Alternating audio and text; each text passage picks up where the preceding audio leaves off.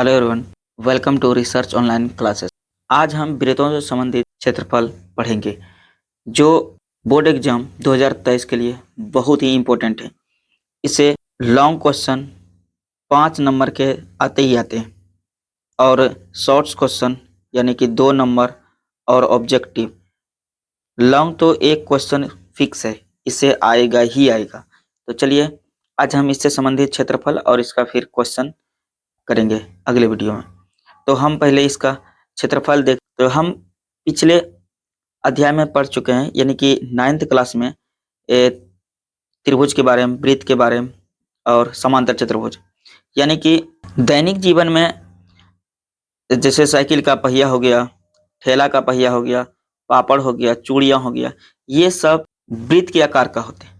और इसी से संबंधित क्षेत्रफल हम सब पढ़ेंगे कि वृत्त का क्षेत्रफल कैसे ज्ञात किया जाता है और उसका परिमाप कैसे ज्ञात करना है, क्षेत्रफल कैसे ज्ञात करना है, त्रिज्यखंड कैसे ज्ञात करना है, वृत्तखंड कैसे ज्ञात करना है, और इससे जितने भी संबंधित प्रश्न बनते हैं फिर देखेंगे। तो चलिए इससे पहले हम देख लेते हैं वृत्त का परिमाप, यानी कि इसे ही परिधि बोलते हैं। वृत्त का परिमाप या इसे हम परिधि कह सकते हैं, परिधि। तो वृत्त का परिधि कैसे ज्ञात करना है, यानी कि वृत्त का परिधि जो आया, तो हम सब तो जानते हैं वृत्त का परिधि 2πr है। ये सभी कोई जानते हैं कि क्या होते हैं वृत्त का परिधि, लेकिन ये आया कैसे, इसके बारे में हम चर्चा करते हैं।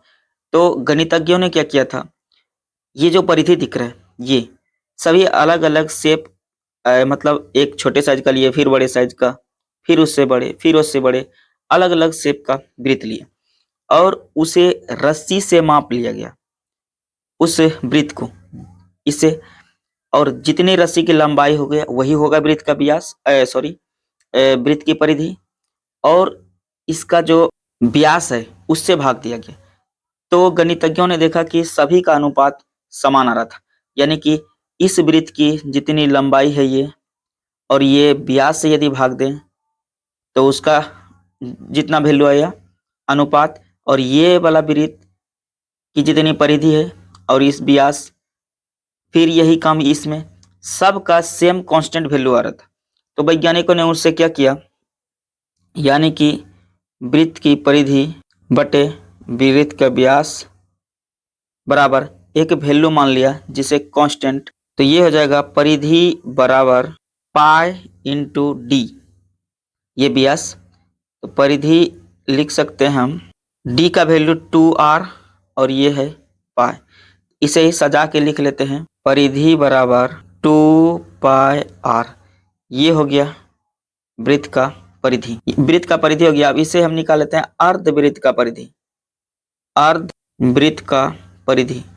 तो इसे क्या करेंगे, अर्धवृत्त का परिधि होगा ऐसे, ये है वृत्त, यहाँ से यहाँ तक दूरी। तो अर्धवृत्त का परिधि 2πr, यदि हम 2 से भाग दे तो आधा हो जाएगा, लेकिन इसमें दिक्कत है, यहाँ से ये व्यास इसमें जुड़ जाएगा, यानी कि ये व्यास। अब ये हो जाएगा 2 से 2 कैंसिल हो जाएगा, 2r प्लस इसको लिख सकते हैं 2r, यानी कि अर्धवृत्त का परिधि हो जाएगा r इंटू पाई प्लस 2, ये हो जाएंगे अर्धवृत्त का परिधि। तो चलिए आगे हम चलते हैं। अब हम थोड़ा पाई के बारे में चर्चा कर लेते हैं। आखिर पाई क्या है? पाई एक यूनानी वर्ड है, ये हम पहले भी चर्चा कर चुके हैं। पाई क्या है? यूनानी वर्ड है, और इसको भारतीय वैज्ञानिक आर्यभट्ट ने क्या किया था, बहुत से सन्निकट, मतलब बहुत हद तक सन्निकट मान इसका ज्ञात किया था, जिसने उन्होंने बताया था कि पाई का वैल्यू 62,832 डिवाइडेड बाय 20,000।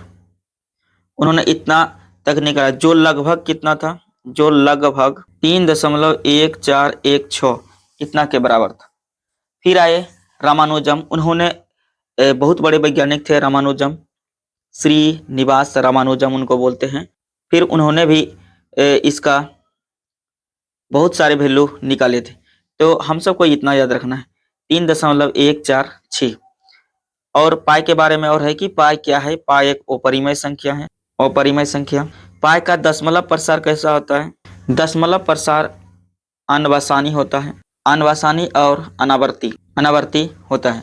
यानी कि पाई का मान अपने को याद रखना है 22/7 या 3.14। ये वैल्यू पाई का याद रखना है। तो चलिए अब हम वृत्त का क्षेत्रफल कैसे ज्ञात करें। वृत्त का, इसके लिए हम क्या करते हैं, एक वृत्त बना लेते हैं। तो हमने क्या किया, वृत्तों को n टुकड़ों में, यानी कि ये पूरा जो सर्कल है वो वृत्त है, ये ओ केंद्र वाला वृत्त, इसको हमने संपूर्ण वृत्त को n बराबर त्रिज्यखंड में, त्रिज्यखंड जैसे O A B, O B C, O C D, O D E में बांटा।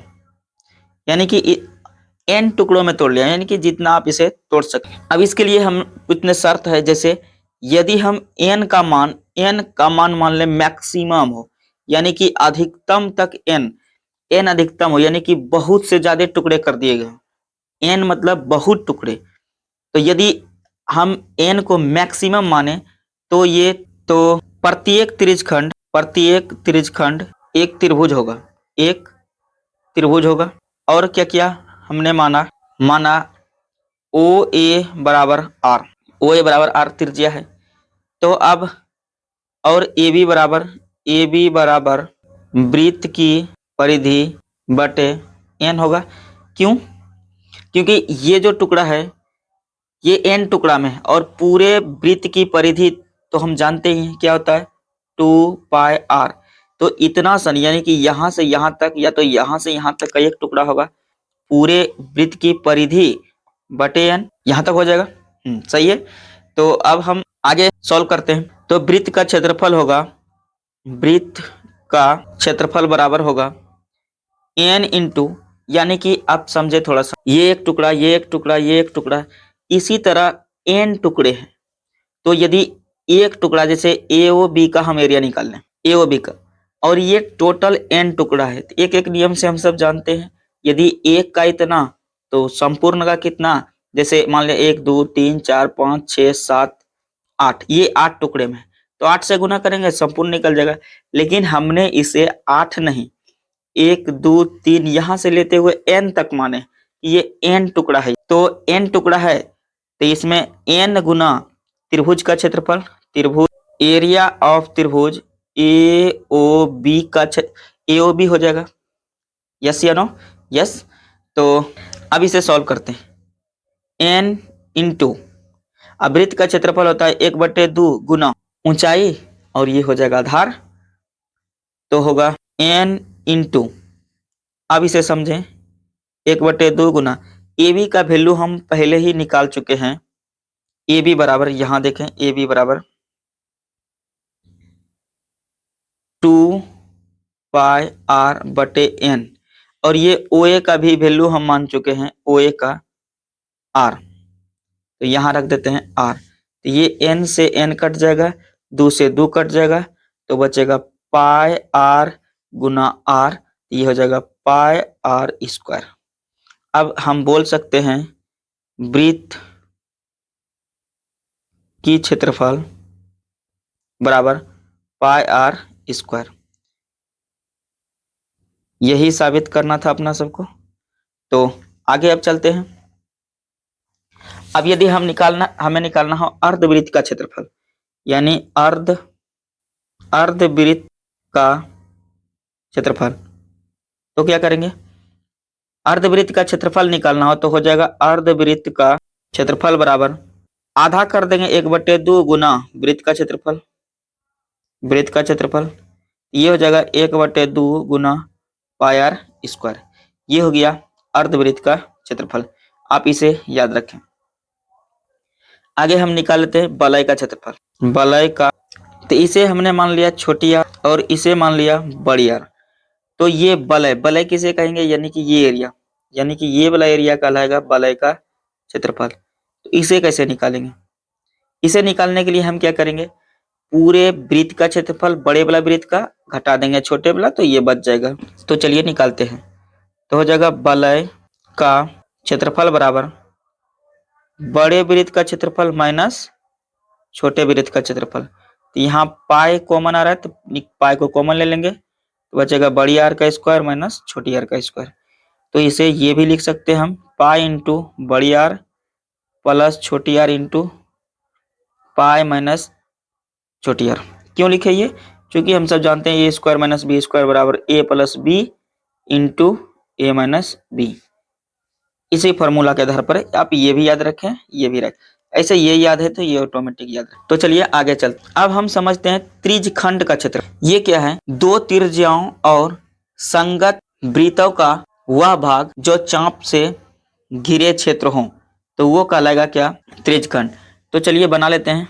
ये है आर, ये भी है आर, यानी कि ये वाला एरिया निकालना है अपना सबको, यही कहलाता है त्रिज्यखंड। तो इसे निकालते हैं। तो यानी कि केंद्र ओ ए, इसका नाम रख लेते हैं कुछ, जैसे ए पी बी। यदि हम माने, चूंकि जानते हैं हम अभी पढ़ चुके हैं, 360 डिग्री यदि ये पूरा त्रिभुज पूरा वृत्त का क्षेत्रफल ज्ञात करना हो, तो ये 360 डिग्री की यहाँ केंद्र पे एंगल बनेगा कौन? तो 360 डिग्री का कितना निकाले थे अभी हम सब? Pi r square. Pi r square यदि 1 डिग्री का निकालना हो तो पाई आर स्क्वायर बटे 360 डिग्री हो जाएगा। लेकिन अपने को थीटा निकालना है, इसीलिए थीटा हो जाएगा, थीटा बराबर थीटा गुना पाई आर स्क्वायर बटे 360 डिग्री। तो इसे हम सजा के लिख लेते हैं, यानी कि त्रिज्यखंड का क्षेत्रफल बराबर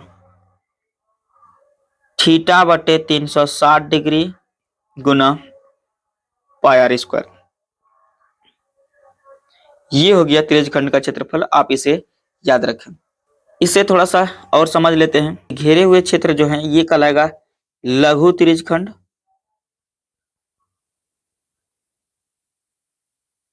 और ये बाहर जो बच गया यानी कि ये वाला एरिया, ये कहलाएगा दीर्घ त्रिज्यखंड। दीर्घ त्रिज्यखंड। तो आप इसे सिंपल सा लॉजिक लगा सकते हैं, यदि ये वाला हमें ज्ञात हो तो पूरे में से यदि ये घटा दे तो दीर्घ बचेगा। तो ऐसे भी आप ये लिख सकते हैं कि दीर्घ त्रिज्यखंड का क्षेत्रफल बराबर पाई आर स्क्वायर माइनस, इसे पहले लिख लें, वृत्त का क्षेत्रफल माइनस त्रिज्यखंड का क्षेत्रफल। ये लघु छोटे वाला त्रिभुज, ये ए पी बी, ये ओ, इसका एरिया क्षेत्रफल निकाल लेंगे, यानी कि त्रिज्यखंड का क्षेत्रफल। तो ये वृत्त का क्षेत्रफल होता है पाई आर स्क्वायर माइनस त्रिज्यखंड का क्षेत्रफल थीटा बटे 360 डिग्री गुना पाई आर स्क्वायर। इससे आप कॉमन ले लें, या तो यही से यहां से पाई आर स्क्वायर को कॉमन लेंगे तो 1 माइनस थीटा बटे 360 डिग्री बचेगा। इसे भी याद रखें, वैसे इसको याद रखना उतना जरूरी नहीं, आप इसे याद रखें, इसी से हो जाएगा। तो चलिए आगे हम समझते हैं वृत्तखंड का क्षेत्रफल।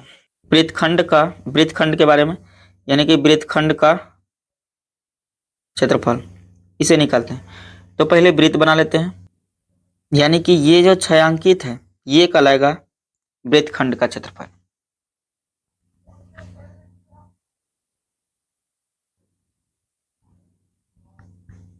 ये छायांकित भाग वृत्तखंड का क्षेत्रफल कहलाएगा, तो इसे ओ मान लें, ये हो जाएगा ए पी बी। तो चलिए इसे निकालते हैं वृत्तखंड का क्षेत्रफल। वृत्तखंड का क्षेत्रफल बराबर वृत्त का क्षेत्रफल, यदि त्रिज्यखंड के क्षेत्रफल में से इस त्रिभुज का क्षेत्रफल को घटा दें, ये त्रिभुज, तो ये वाला बच जाएगा। यस, तो हम क्या करते हैं, त्रिज्यखंड का क्षेत्रफल माइनस कर देंगे एरिया ऑफ त्रिभुज AOB। तो ये हो जाएगा त्रिज्यखंड का क्षेत्रफल होता है थीटा बटे 360 डिग्री गुना पाई आर स्क्वायर माइनस, और ये जो त्रिभुज है AOB, इसका थीटा मान लेते हैं, ये कोण थीटा, तो इसका हो जाएगा 1/2 गुना आर स्क्वायर साइन थीटा। तो इसे हम लिख सकते हैं, यहाँ से आर आर कॉमन ले लेते हैं, या तो आप इतना ऐसे याद रखें यही, क्योंकि यही सही है। थीटा बटे 360 डिग्री गुना pi r square minus 1/2 r square sine theta. आप इस पे वैल्यू रखेंगे तो ये वाला वृत्तखंड का क्षेत्रफल निकल जाएगा। तो चलिए आगे चलते हैं। इसमें यदि वृत्त की परिमाप निकालना हो तो वृत्तखंड का, तो इसके लिए फॉर्मूला आप याद रखें। इसमें पहले ये जीवा हो जाएगा, यहाँ से यहाँ तक ये जीवा है, तो इसके लिए याद रखें आप वृत्तखंड की परिमाप बराबर L प्लस थीटा बटे 180 डिग्री गुना पाई आर, ये हो जाएगा, जहां L जीवा है, जहां L क्या है, जीवा। तो चलिए आगे चलते हैं। इसके लिए आप कुछ नोट्स याद रखें जो कि ज़्यादा जरूरी है। जैसे यदि वृत्त की त्रिज्या k है, तो इसमें परिधि क्या हो जाएगा, परिधि k गुनी कर दी जाए। यदि वृत्त की त्रिज्या k गुनी कर दी जाए तो परिधि क्या हो जाएगा, k गुनी हो जाएगा, k गुना हो जाएगा। और क्षेत्रफल क्या हो जाएगा, क्षेत्रफल k स्क्वायर गुना हो जाएगा। आप इसे याद रखें। यदि वीडियो अच्छी लगी हो तो लाइक करें और सब्सक्राइब करें, और इससे रिलेटेड प्रश्न चाहिए तो कमेंट करें, तो इससे इम्पोर्टेंट जो क्वेश्चन आते हैं बोर्ड में वो मैं वीडियो इसका बना दूंगा। और नए साल आने वाले हैं और आज अंतिम दिन है पुराने साल का, तो नए साल के एडवांस में आप सभी को ढेर सारी शुभकामनाएं। मिलते हैं अगले क्लास में, तब तक के लिए जय हिंद।